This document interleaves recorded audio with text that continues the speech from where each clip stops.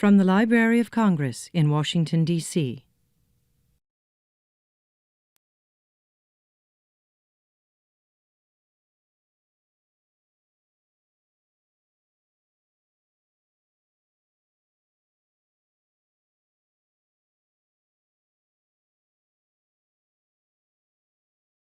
Hello, everyone.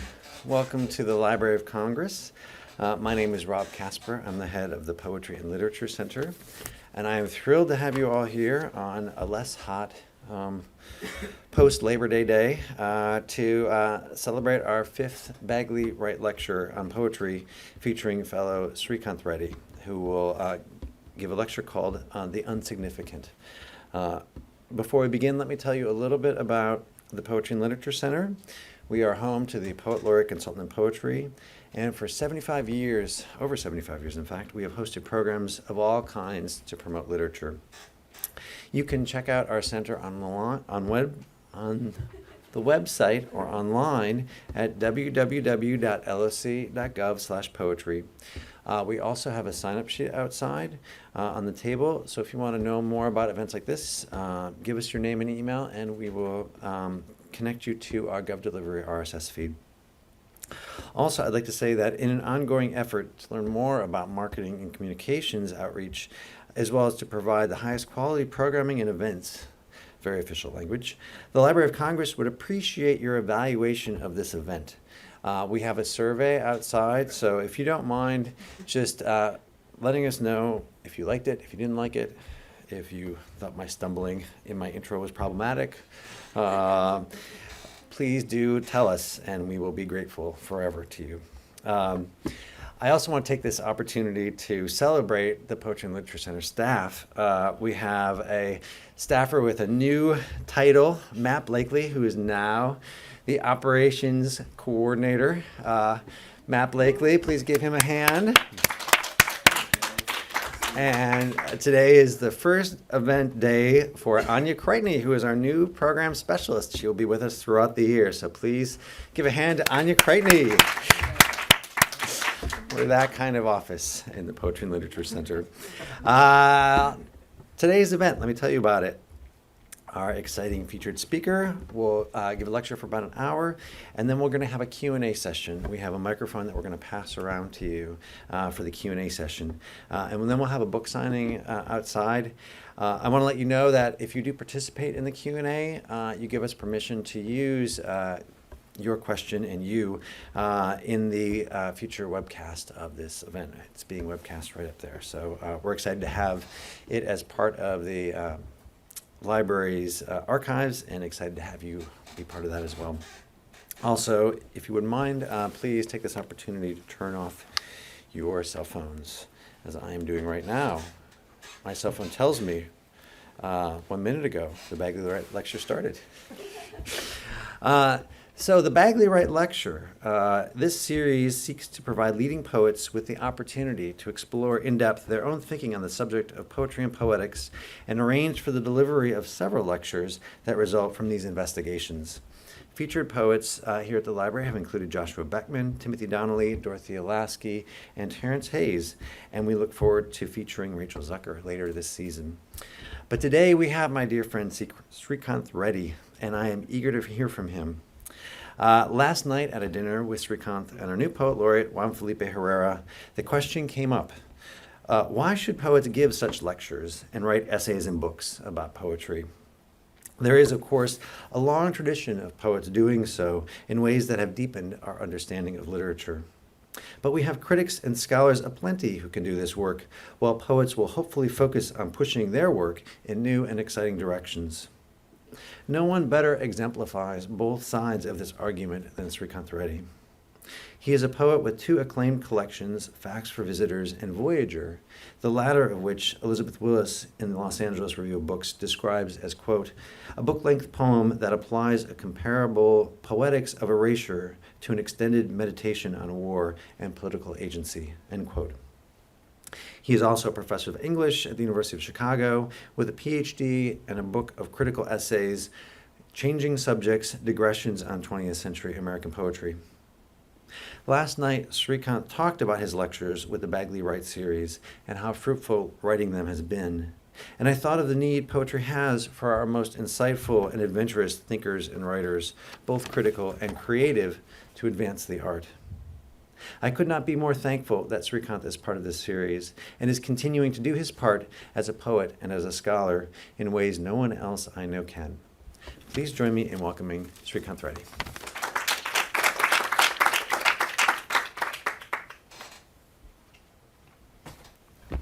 Thanks, Rob.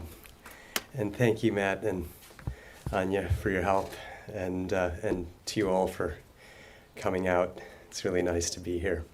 And to the Bagley Wright series for making this series happen.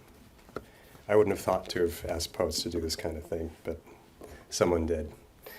So I've never really been evaluated after a lecture before. So I'm not going to dither, I'm just going to jump right in. This talk is called The Unsignificant, and it'll be pretty clear why that odd turn of phrase, the unsignificant, is the title. You can all hear me okay, right? Okay, there'll be a bunch of images. Talk's in 3 sections. First, and you all have the handouts? Okay. The talk is in 3 sections. The first is called A Very Little Background. 1. More often than not, as any analyst will tell you, the background is as important as the foreground in looking at things. I, for one, can only contemplate so many crucifixions before my eyes start wandering toward the 2 thieves in their supporting predicaments, or this is a Rembrandt etching, or the porter in an ivory turban carrying off a ladder, stage left. That's the Van der Weyden triptych. Or the incongruous windmill perched on a low hilltop in the scenery. This is a Bosch. You can see the windmill way back there. I may be moved in any number of ways by a figure in the foreground, but it's only a picture's background that can really absorb me. So I was a little disappointed when preparing for this talk. I failed to unearth a single treatise on the subject of backgrounds in the history of art. I began to wonder whether this missing background on backgrounds had something to do with the nature of background itself. Maybe nobody foregrounds backgrounds for a reason. Nonetheless, I found myself wondering, what is a background in itself? Is it just a figure suffering from low self-esteem? What are we missing when we disregard those unassuming little figures? Birds, clouds, unmanned drones in the offing. Can paying attention to what's going on in the background make you a better person? Can we see, or hear, or smell, or taste, or touch anything whatsoever without some sort of negative space behind, or around, or before or after it? And because I spend too much of my time fretting over poetry, I also wondered, what can poems tell us about the background of things? One way of answering this last question may be to look at W.H. Auden looking into the background. In the December of 1938, Auden was in transit, holed up in Belgium after 6 months spent touring the Sino-Japanese War with his companion Christopher Isherwood. During his time in China, Auden visited hospitals overflowing with the dying and dead, sipped tea with expatriates during a Japanese air raid, made several Chaplin-esque attempts to reach the front line, and was christened with the phonetic Chinese name Ah Dung, which he later printed on his business cards. A bloody conflict on the far side of the planet was in the background of Auden's consciousness then, when he viewed a series of paintings by Peter Bruegel the Elder at the Palais des Beaux-Arts one winter day in Brussels before the outbreak of World War II. This, of course, is the most famous of those paintings. The poem commemorating this encounter, Musée des Beaux-Arts, is one of Auden's most widely anthologized poems and probably the most famous example of ekphrasis in modern Anglophone verse. You have a copy of the poem. But Musée des Beaux-Arts is not so much a poem about a particular painting as it is a meditation on the suffering that goes unnoticed in the background of ordinary experience. About suffering, they were never wrong, the old masters. How well they understood its human position, how it takes place while someone else is eating or opening a window or just walking dully along. How, when the aged are reverently, passionately waiting for the miraculous birth, there always must be children who did not specially want it to happen, skating on a pond at the edge of the wood. They never forgot that even the dreadful martyrdom must run its course, anyhow, in a corner, some untidy spot, where the dogs go on with their doggy life, and the torturer's horse scratches its innocent behind on a tree. I must admit, I'm not particularly enamored of the speaker in this poem. Beginning with the preposterous proclamation that the old masters were never wrong about suffering, this character resembles one of those windy museum guides who are rarely at a loss for magisterial declarations about high art. He said, as he went on to make lots of magisterial declarations about high art himself in the Library of Congress. You can almost picture him walking backward through the gallery as he gesticulates toward various canvases with a slightly poetical how. How well they understood. How it takes place. How there always must be.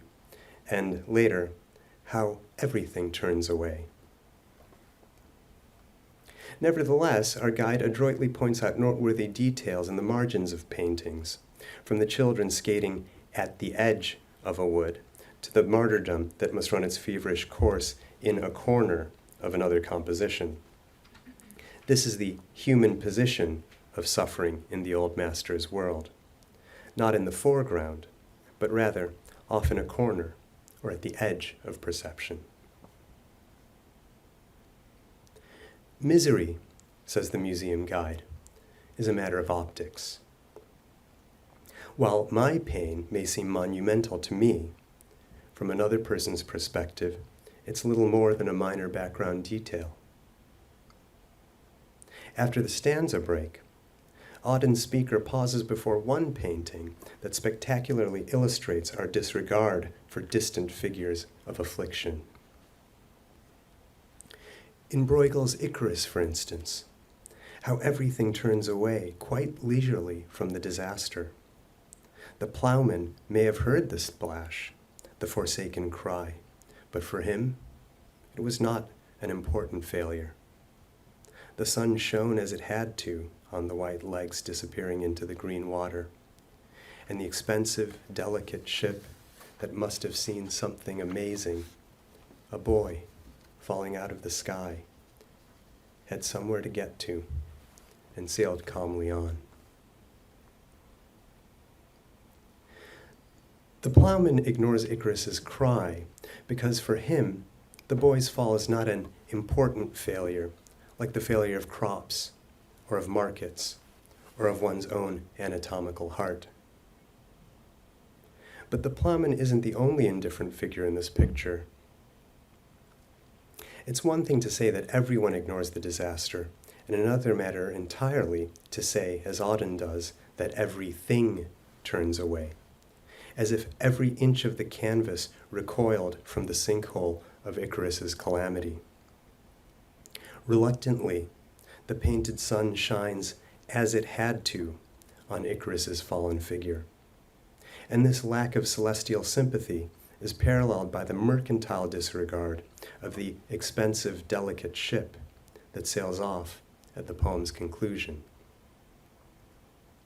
Auden artfully registers three kinds of indifference toward suffering in this stanza: human indifference, the plowman; environmental indifference, the sun; and technological indifference, the ship. Musée des Beaux-Arts brings these elements together into an ingenious little theater of obliviousness.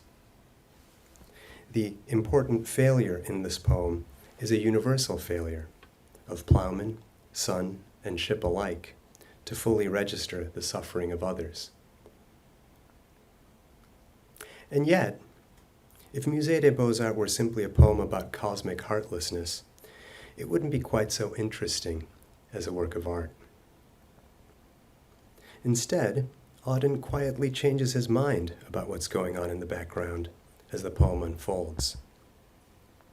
Suffering was never a very good word for Icarus's predicament, after all. Suffering, like any art, takes time. The boy's father, Daedalus, suffers the misery of surviving his child, but Icarus himself doesn't suffer so much as he experiences horror or dismay or some other more sudden and terrible form of affect before plunging into the waves below. Though his story is frequently invoked as a parable of vaulting ambition or filial disobedience or any number of other object lessons, I sometimes think that nobody will ever understand poor Icarus. Even the Greek Air Force Academy, which really ought to know better, claims the falling boy for its emblem, proudly emblazoning its cadets' badges with a winged youth already transfixed by the sun's rays. It adds a fatalistic air to that institution's oddly wistful motto: "We shall become much better than you." By the poem's second stanza, our museum guide senses that Icarus won't fit comfortably into his general discourse on suffering. So he shiftily changes course, now referring to the boy's fate as the disaster. Disaster is much better, in an Elizabeth Bishop sort of way, than suffering as a description of Icarus's fall. We'll come back to disaster a little later in this talk. But Auden's re-examination of the boy in the background doesn't stop here either. A few lines later, the poem revises its own blind spot into something entirely different yet again, no longer describing Icarus's fate as disastrous, but rather as something amazing. This final perspective on Icarus's calamity might seem amoral, or even immoral to somebody seeking a moral in the poem. But of course, every disaster, this earthquake, that heartbreak, does amaze us. At the heart of Auden's word amazing is the maze that Icarus's father devised to confine the Minotaur, a labyrinth that might have been lodged somewhere in the folds of the poet's brain when he wrote that plain-spoken yet extraordinary line: "Something amazing, a boy falling out of the sky." The most amazing thing of all, Auden discovers, is that we do not lose ourselves in the labyrinthine background of our perceptual worlds.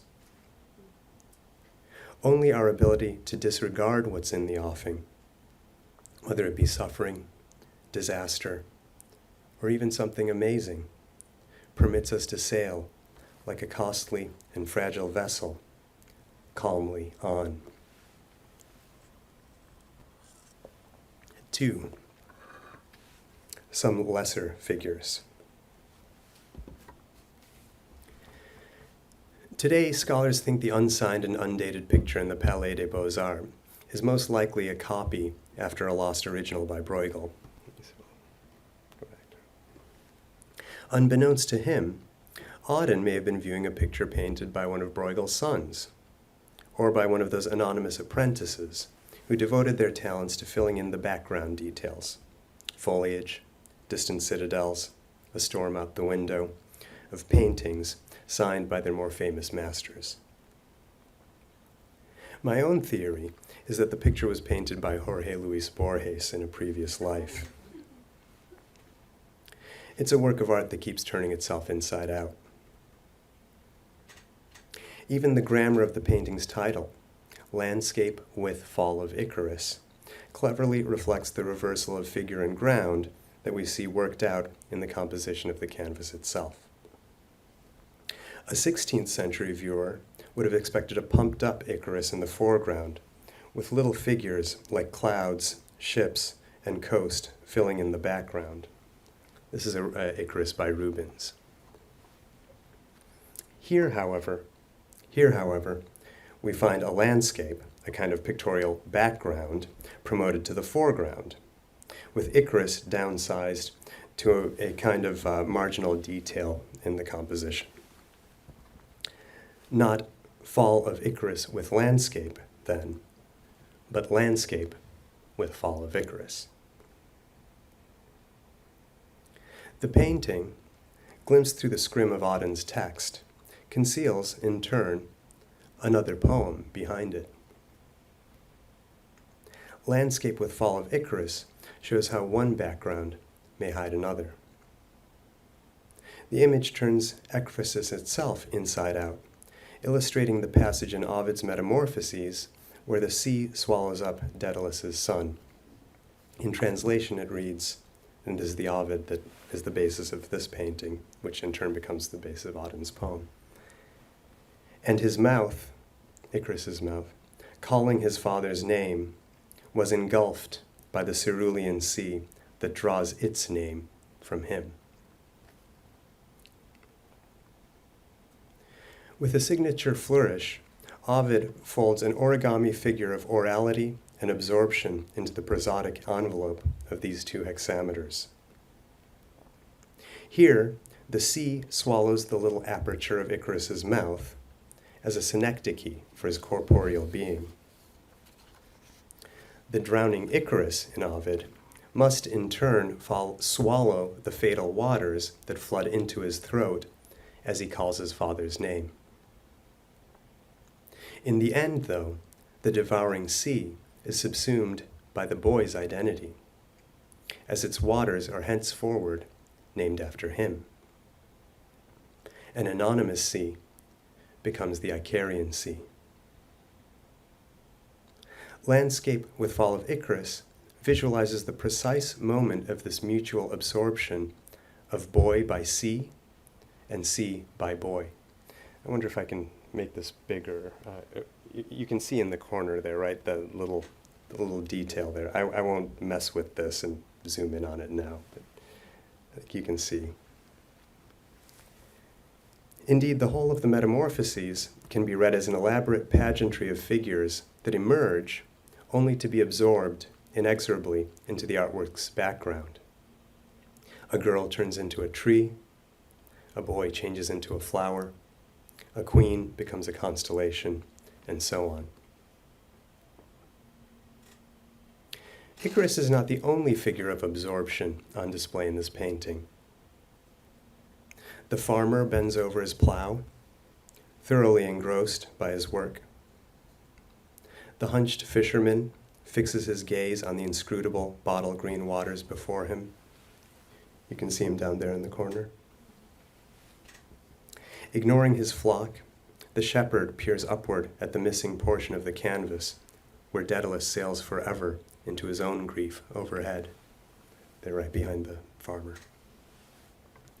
Ovid imagines these bystanders watching, amazed, as Icarus and his father fly like gods through the air. But in the painting, nobody sees the falling boy. If Icarus is physically absorbed into the sea that furnishes a deep background to the painting, these anonymous figures display a mental absorption in the immediate objects of their attention. The soil underfoot, in the case of the farmer, the waters ahead, in the case of the fisherman, the superintending sky, the shepherd. The art historian Michael Fried has argued that such scenes of mental absorption, a girl reading a book, or a boy constructing a house of cards, for example, go on to become the fundamental subject or master configuration of 18th century French painting. This is a great classic image of absorption in 18th century French painting. The boy is utterly oblivious to us, right, in his act of creation. The individuals depicted in these images are so entranced by their own preoccupations that they appear to embody an utter disregard for their beholder. And here I'm going to quote from Michael Fried's book, Absorption and Theatricality. For French painters of the early and mid-1750s, the persuasive representation of absorption entailed evoking the perfect obliviousness of a figure or group of figures to everything but the objects of their absorption. Those objects did not include the beholder standing before the painting. Hence, the figure or figures had to seem oblivious to the beholder's presence if the illusion of absorption was to be sustained. Imagine what a different picture this would be if the boy were looking at you while he's blowing the bubble, right? The plowman, the shepherd, and the fisherman in Landscape with Fall of Icarus are each in their own way oblivious to the beholder's presence. They look forward to the 18th century tradition that Fried so brilliantly investigates. But why should these bit players from Ovid ignore their viewer as if she were some insignificant passerby in the background of their lives? Their stubborn absorption verges on insolence. Fried explains that looking back at the beholder might somehow dislodge these characters from the order of the world they inhabit. And here's another quote from Fried. It is as though the presence of the beholder threatened to distract the dramatis personae from all involvement in ordinary states and activities, and as though the artist was therefore called upon to neutralize the beholder's presence by taking whatever measures proved necessary to absorb or reabsorb those personae in the world of the painting. That's the end of the Fried quote. Fried's theses on absorption open up an entirely new way of reading Musée des Beaux-Arts. When we first came across the phrase, "everything turns away quite leisurely from the disaster" in the poem, we took the disaster to be synonymous with Icarus himself. And of course, the plowman, the shepherd, and the fisherman do turn away from the boy's flailing limbs in the painting. But they also decline, quite conspicuously, to look at me. Could I be the disaster? I am, it appears, what everyone in the painting must disregard if their world is to hold itself together. It's nothing personal, of course, since anybody, W.H. Auden, a Greek Air Force cadet, you, me, or even Michael Fried, ought to feel the same way standing before the painting. I am the disaster. Dis, from the Greek prefix dis, meaning bad or ill, and aster, from astron, denoting planet or star.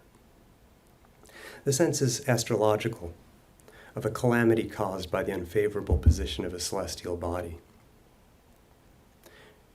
We're all bad planets, circling the pictured worlds that we behold.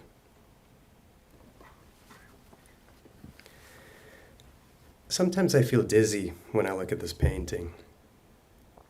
Fried might call it an absorption problem. It all begins with that uncomfortably crowded foreground, where every figure seems slightly off balance. See how the plowman's right foot rhymes with the precariously planted rear hoof of his horse, as they both tread the uneven edge of the furrow they cut? I worry also about the shepherd, with his head thrown back in reverie, oblivious to the nasty little drop just a step or two behind him. We mustn't forget the fisherman either, recklessly shifting his center of balance as he casts his line out over the engulfing waters there in the corner. I too am put in an awkward position by this pictorial composition. Invisibly perched on a raised ledge, looking over the foreground toward an airy maritime panorama.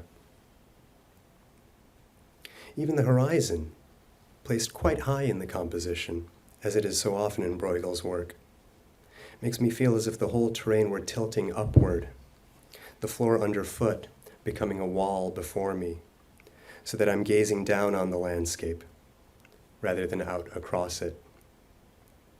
It's the perspective of somebody about to launch themselves on a risky flight, an Icarian perspective. The whole visual logic of the composition gives me the sensation of being next in line to share the falling boy's disaster, like some sort of existential lemming poised to tumble over the edge of the painting's frame. This might be why the sea fills up so much of the picture's volume, stretching itself out in a voluptuous recession that reveals the curvature of the planet in its engrossing surface. Like the sea it so luxuriantly depicts, landscape with Fall of Icarus is a kind of absorption machine. The anonymous figures in the foreground may presage an Enlightenment tradition of mannered disregard, as Freed argues. But Icarus belongs to an earlier, more violent moment in the history of pictorial absorption. Unlike the plowman, the shepherd, and the fisherman, Icarus cannot survive his own absorption, because it claims not only his seeing, but his entire being as well. It is not phenomenological, so to speak, but ontological. The sinister aspect of this visual system, see that blade pointing out from the lower left corner of the canvas? Emerges from our sense that we too risk something of ourselves by our absorption in this pictured world. I wonder if I can, this is the blade. Every time we see a figure in the background, we become a kind of Icarus writ small. In his book, The Phenomenology of Perception, the philosopher Maurice Merleau-Ponty describes his sense of engulfment in another person's perspective. And I'm quote here. A vortex forms around the perceived body into which my world is drawn, and so to speak, sucked in. To this extent, my world is no longer merely mine. It is no longer present only to me. It is present to X, to this other that begins to take shape in it. The other body is no longer a simple fragment of the world, but rather the place of a certain elaboration and somehow a certain view of the world. End quote. Far from being objects of idle indifference, background figures exert a kind of perspectival suction on the beholder. Viewing somebody from afar entails knowing that they too entertain a perspective on the world, a view from which you yourself are but a background detail.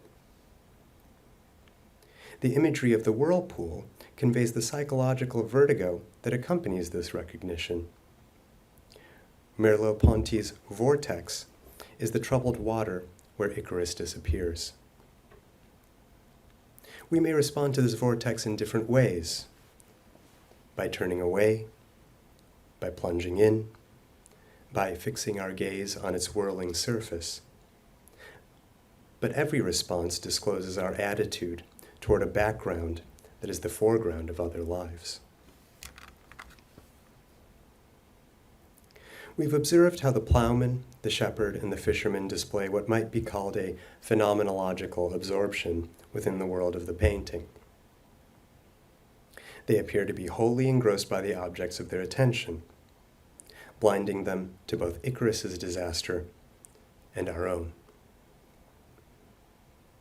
And we've seen how Icarus is ontologically absorbed into the background of this pictured world. He bequeaths his identity to the sea that engulfs him. Neither alternative, obliviousness or destruction, seems very appealing to me. But there's a third possibility open to us as well. And before I run out of fancy words, I'll propose that we call it epistemological absorption. Unlike the plowman, the shepherd, and the fisherman, who gaze at the earth, the sky, and the water respectively, we do not fixate upon one Heraclitean element alone in the world of the picture. We examine the whole structure, studying how it works, in order to understand what kind of knowledge it has to offer us. What do we learn from this inside-out picture of the world? As if we were watching a play from backstage, we see what things look like when background and foreground change places. Supporting actors perform leading roles, and stars become supernumeraries. The name of this absorbing comedy is The Human Position. 3. Unsignificance. And here we turn to the next poem in your handout. In the spring of 1960, the year that the Soviet Union shot down the American pilot Gary Powers as he skimmed the edge of the stratosphere in a U-2 reconnaissance plane, William Carlos Williams published his own variation on the fall of Icarus in the Hudson Review. According to Bruegel, when Icarus fell, it was spring. A farmer was plowing his field. The whole pageantry of the year was awake, tingling near the edge of the sea, concerned with itself, sweating in the sun that melted the wing's wax. Unsignificantly, off the coast, there was a splash, quite unnoticed. This was Icarus drowning.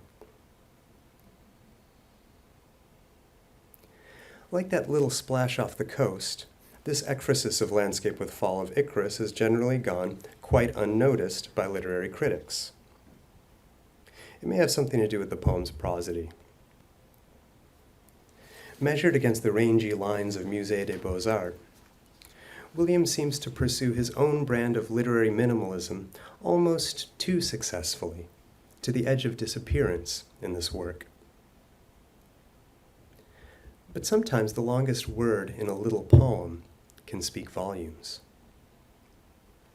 Here, the 6 syllables of unsignificantly, which I took as a typo for insignificantly the first time I read the poem, occupy a line unto themselves, ironically foregrounding the word's significance.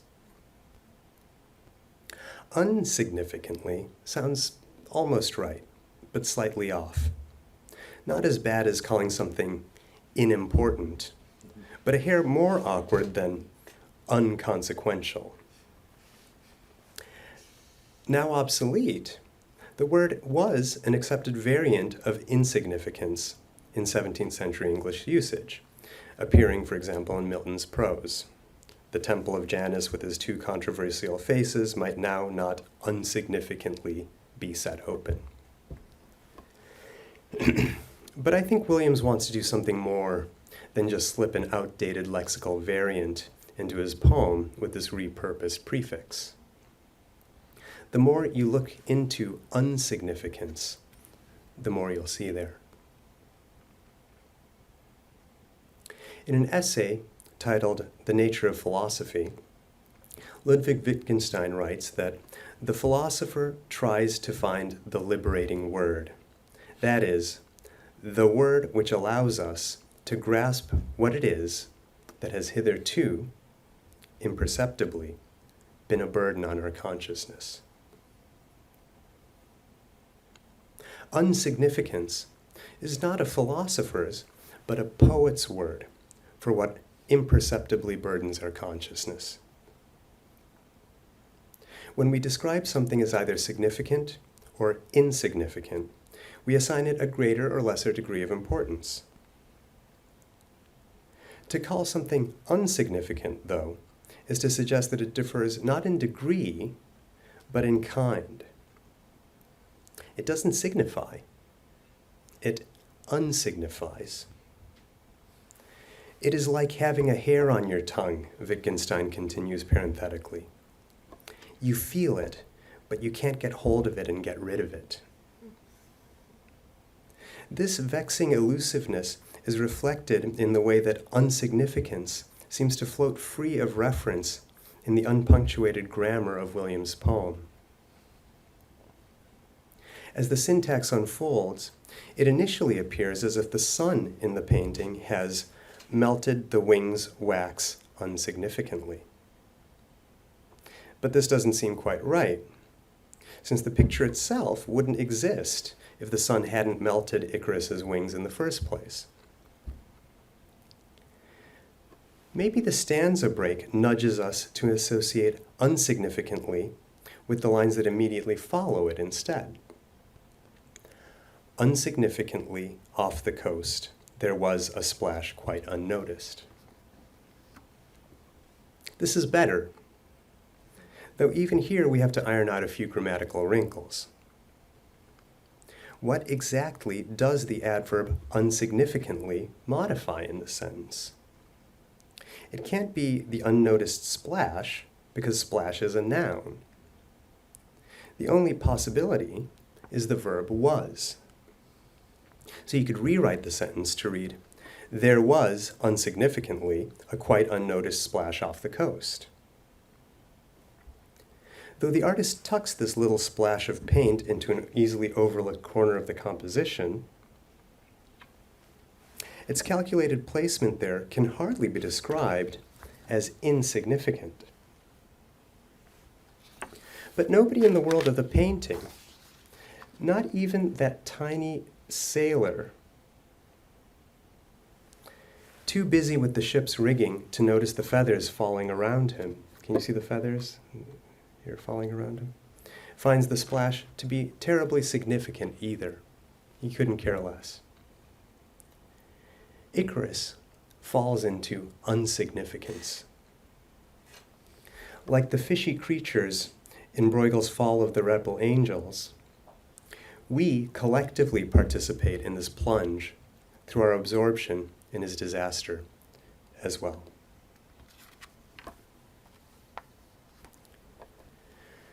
Before closing, I'd like to dwell on one peculiar little detail in the picture's background that has imperceptibly burdened the consciousness of art historians for nearly a century.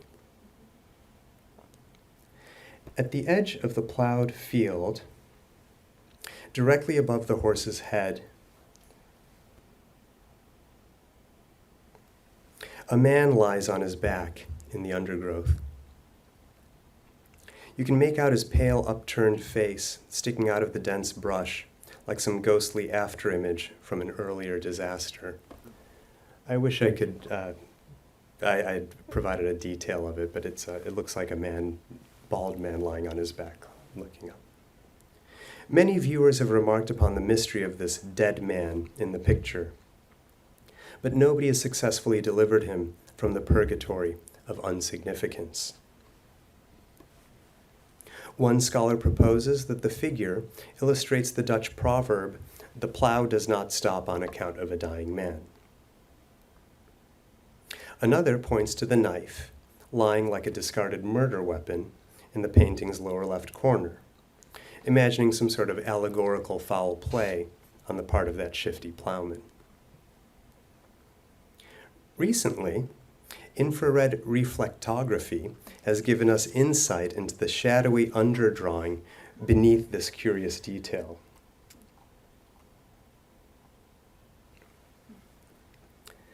Studying the netherworld below the painting's surface, the Belgian scholar Dominique Allard has arrived at the conclusion that the patch of mottled white is not a head at all, but quite the opposite.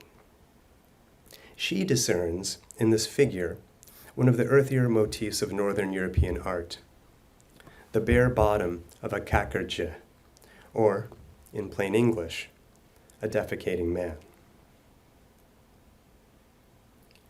The community of Bruegel scholars, and actually there are two different details, and I should get the other one ready because it looks more like a butt in the image that Ellard talks about. The community of Bruegel scholars has yet to weigh in on Allard's admittedly arguable view of things. For the time being, it remains a matter of heads or tails. Couldn't resist.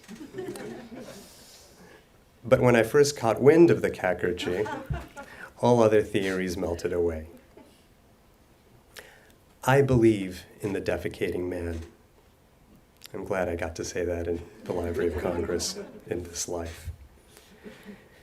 There he is, engaged in the most absorbing of human activities, or maybe the second most absorbing, depending on the state of your love life. Nobody could be more oblivious toward Icarus, or toward us for that matter. Yet on another level, the defecating man, or my defecating man, I should say, is forever captured in a state of incomplete absorption into the physical medium of the painting itself. Right? He didn't quite get painted over. He breaks through the unlit realm of the underdrawing to surface enigmatically in the painting's finish, like a petticoat about to be tucked out of sight, or a misspelled word soon to be corrected in proofs. I'm not quite sure where to place this ambiguous genius of the place within the painting's gallery of phenomenological, ontological, and epistemological absorption.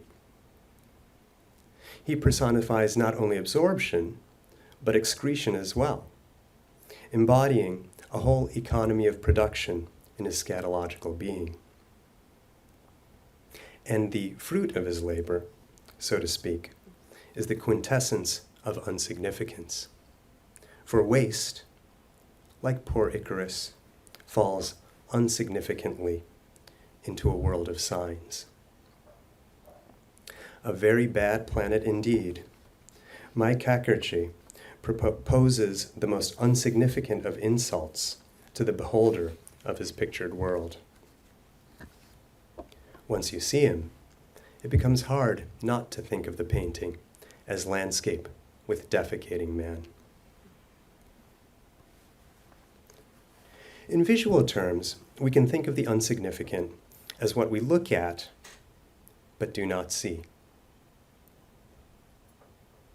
Landscape with Fall of Icarus shows us that the background of our visual field is an inexhaustible reservoir of such unsignificant figures. By removing the work's title character to the edge of perception, the painter enlivens us to the possibility that any background detail might offer the key to a new understanding of this pictured world. Poets like Auden and Williams give us language, unsignificance, disaster, the human position, to see this. I suspect that poets are unusually attentive to unsignificant figures because poetry is in many respects an art of the background. The whole pastoral tradition, from golden oldies like Virgil's Eclogues, to now forgotten works like James Thomson's The Seasons, to the growing field of eco-poetics, testifies to the enduring centrality of landscape, the blooming and buzzing background of human experience to poetic consciousness. I myself am so easily distracted by what's going on in the background of things that I often have trouble focusing on the figures before me. Maybe a poet is just somebody with sublimated attention deficit disorder. But figures in the background also remind us that the immediate objects of our attention aren't the only things out there. They keep our sense of the world open.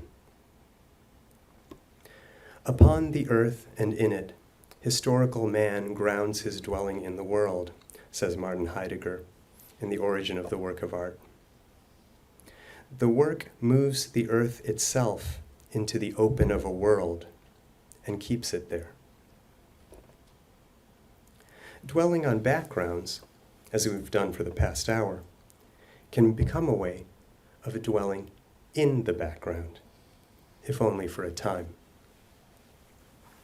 The background of the artwork may be what holds open the open of the world. Thank you.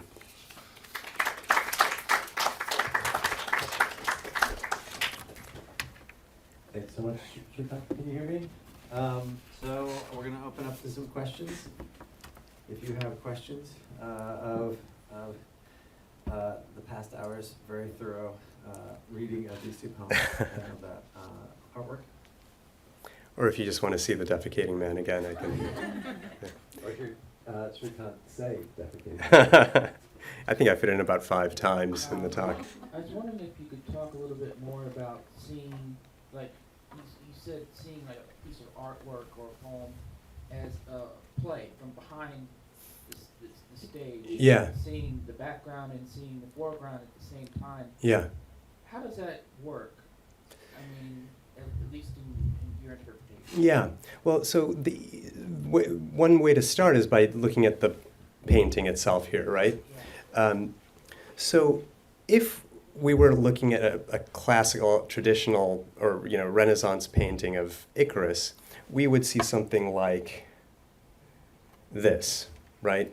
The actors, the protagonists, front and center, with a background behind them, right?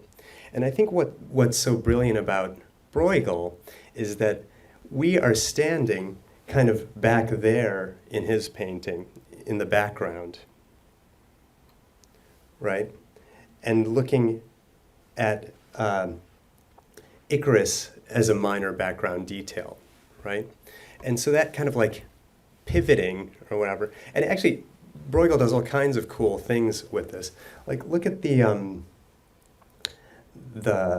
kind of like castle on a little island. It's kind of like a ruined castle or prison, right? I always think of that as kind of creating a sense of kind of deep time in the painting, because it's so old. The towers are kind of rubbed to a nub, right? It places Icarus's immediate disaster, right, which would normally be front and center, in not only in the background of our visual field, but also in the kind of background of deep time or of historical time, right? At the same time, the ship is very modern technology for Bruegel. So you get this history of, this old ruin where people were incarcerated, right? And this new technology. Now, this happens in art all the time, where you kind of, you see things from backstage. I think Louis Buñuel's films do this sometimes, where they literally, you see characters having their personal, absurd, bourgeois drama, and then behind them, a curtain's open, and you realize that it's all on a stage, right? In your whole sense, there's a kind of theatricality to that move that I think is meant to make you think about foreground and background, and that whatever drama you're viewing, as you're viewing me, could be viewed from back there. And if viewed from back there, you would all look like the main characters, right? So does that answer your question? Or, Yeah, I mean, I didn't know if you had any examples in poems or poetry where you had like perhaps a protagonist who appears later in the poem as the background. That's a great question. I think that happens in Ovid all the time in the Metamorphoses. Someone who's a primary character becomes a tree and then appears in the background of another character's drama. In fact, do you see that partridge in the corner right by the fisherman? over there, sitting on the branch. So that bird, is the only figure in the painting that is looking at you. And I can't zoom in on it, but the partridge's eye is facing out of the canvas, right? Now, some people think that's because later in Ovid, where the Icarus story first appears, or in the Icarus passage in Ovid, a partridge is watching Icarus fall. And that partridge has been, in a previous existence, earlier in the poem, rival of Daedalus, Icarus's father. And Daedalus, I think his name is Teryx or something like that. Whatever his name, this former or soon-to-be partridge was a great inventor. He created the first saw out of a fish's skeleton. And Daedalus was so jealous he pushed him out of a window, and he was transformed into a partridge. And Bruegel is very carefully including the partridge here, looking out at us, so he's not as absorbed as the farmer, the shepherd, or the fisherman, and he's now the background of the painting, whereas he had enjoyed a moment in the spotlight earlier, right? I want to tease this question out just a little bit. Yeah. What I was wondering as you were talking about it, even before that great question was, do you see this image as enacting what poems do, or do you see this image as through these poems as something that only poems can talk about in ways that we can better understand? Which is to say, are these poems the keys to this image, or is this image? Is this image a kind of illustration of how these poems work? Yeah. So, I think this gets to the question of what ekphrasis does, right? I think visual art can show us can train us or show us the background, to train us to be more attentive to the background, as Bruegel's image, I think, deeply is all about. And I think that poems can give us a vocabulary for communicating that knowledge, right? But also, poems can do it themselves. And I think this gets back to your question. It just occurred to me that there's a poem by the British poet Alice Oswald that does kind of what you're asking. You may be asking poetry to do more directly, rather than just kind of describing what's happening in a poem. In Oswald's poem, Memorial, she takes all of the minor characters in the Iliad, whoa, I just interrupted myself. That's as rude as you can get. So Oswald takes all of the minor deaths in the Iliad, because there's zillions of unsung warriors who got a spear through their forehead, and they're in and out of the poem in 2 lines, right? And she weaves all of those little deaths together, but doesn't include any of the narrative between them, right? So that's a way that the background of the Iliad becomes the foreground, right? So I think that's one way that poetry can, through experiment, through procedures like Oswald's kind of translation / erasure / collage of the Iliad, can bring the background of stories of the most ancient fundamental poem, in the Western tradition, bring the background of it into the foreground.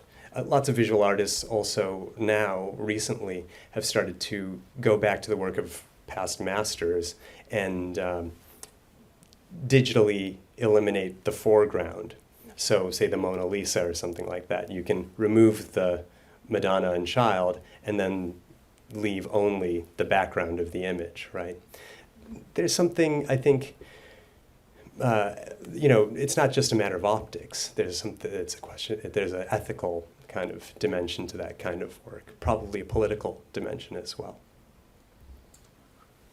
Yeah. Thank you. I'm really enjoying this, and I've spent a lot of time with this trio of works. I have a question about in the William Carlos Williams poem. Yeah. That first line, I've thought a lot about the fact that if you were to take away the line, quoting Bruegel, the poem would still do a lot of what we think of William Carlos Williams doing with his work at this time of still satisfied. That's- You've got the title, which directly mirrors the Bruegel title, so you've already got the ID info. So why is that line there? It draws attention to the makership and maybe the manipulation. Yeah. I wonder about it in dialogue with the Auden, which also draws attention to makership in that Yeah, line. yeah. So, I mean, one way of thinking about it is, poets are involved in, there's maybe an arrogance to this, but poets who write ekphrastic poems also are kind of doing kind of art history, right? So they're kind of, Bruegel's centrality in our understanding of, Western painting is relatively new. He was kind of neglected and overlooked for a long time. And Williams and Auden both probably wanted to, in some ways, bring Bruegel into the foreground of art history. And so by saying according to Bruegel or in Bruegel's this or that, there's a way of kind of not only positioning Bruegel more in the foreground of art history, but also making a claim for poetry as a way of, poetry as a thing that shows us how to look at art, right? So there's a little bit of arrogance I hear in the line, according to Bruegel, right? Because it suggests in a way that Williams' way of viewing things stands outside of Bruegel's, and that he's able to look down on Bruegel's perspective, right? Which we all do when we look at paintings. So I think, maybe it has to do with like Bruegel's place. But I mean, I think what you're asking gets at something deeper, and I'm not really sure, how to answer it, because it could totally do away with the first line, right? Yeah, I wasn't really looking for a pat or a neat response. But Yeah. one effect I've had when I've looked at this poem is that it raises a ghost version of this painting that says, according to Bruegel, when Icarus fell, it was spring. So what if it had been winter? Yeah. And there's a critical framing decision made that allows so much of what is wonderful about this painting to work. Right, so he's talking about how Bruegel himself is interpreting the Icarus myth, and so he's, I use the word arrogance, but actually another way of saying it is humility, and saying that like no one knows when Icarus fell, but according to Bruegel, it was spring, right? So there's a magnanimity there. And, Williams was very interested. He wrote a sequence of Bruegel poems, and so, Any other questions? Well, thanks so much for coming out. Thank you. Srikanth. Books at the This has been a presentation of the Library of Congress. Visit us at loc.gov.